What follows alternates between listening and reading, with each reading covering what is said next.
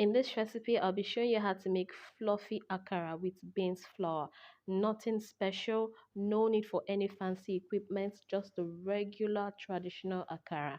This is me just adding some beans flour into this bowl. This is pure beans flour, nothing added. Next, I'll add my water. This water is lukewarm water. You have to use lukewarm water, not hot water and not cold water, but it has to be lukewarm. And I'm mixing it up properly. Don't forget to like this video, leave your comments on what you think about this recipe, share this video, and of course subscribe to my channel, follow me. So I am done mixing it, and this is the consistency that I have achieved, which is perfect. Next, I'll cover this and set it aside for 10 minutes. This is my grater. It's an old school grater. But it's still functional, so I like to use it. And I'm just going to be using it to blend my onions and my peppers for this recipe. I am also on YouTube. Please follow me, subscribe to my channel on YouTube. Thank you, thank you, thank you, thank you. Now I'm done blending my onions and peppers. This is what it looks like. Don't mind me, I don't want anything to waste. That's why I'm just scraping, the blender like that. I would set this onions and pepper mixture aside, and then it's time to fry. You need a lot of oil to fry your akara, so I'll be adding a lot of oil into my frying pan. This is for making my oil have a lovely scent and aroma. Yes, onions does that to your vegetable oil. Next, I'm going to be doing something that you need to see. This is what the beans paste look like. I have a separate bowl here, so I'm just going to scoop the exact amount I need to fry immediately into this separate bowl. After scooping that exact amount of beans paste, I'd add a little bit of salt. I'd also be adding some of the onions and pepper mixture in the bowl. After I add that, I'll mix it up properly. I don't need a whisk to mix this up. To be very honest with you, you don't need anything fancy to make fluffy akara. Just follow this recipe and make sure you subscribe to my blog, theonlinecook.com, so that you'll be notified when my akara recipe is published, because I'll be adding a whole lot of tips and tricks that you need to follow to get fluffy akara when you use your beans flour. Don't forget to share this video and subscribe to my channel.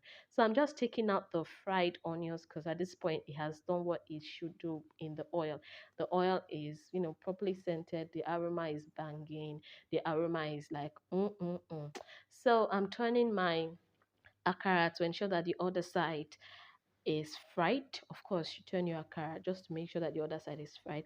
And I'll also be doing something. I'll be pressing my akara.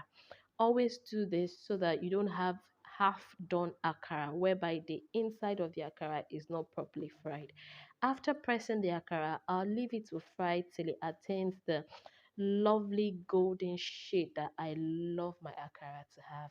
After that, scoop out the akara and put it in a bowl. Don't put it in a bowl directly.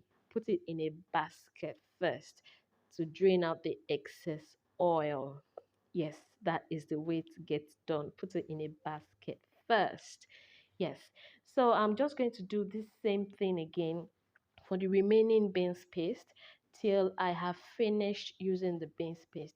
I'm sure you're wondering, wow, so akara can be this easy to fry? Yes, it's quite easy to fry if you follow the rules and the tips that I'll be sharing on my blog when I post a detailed recipe.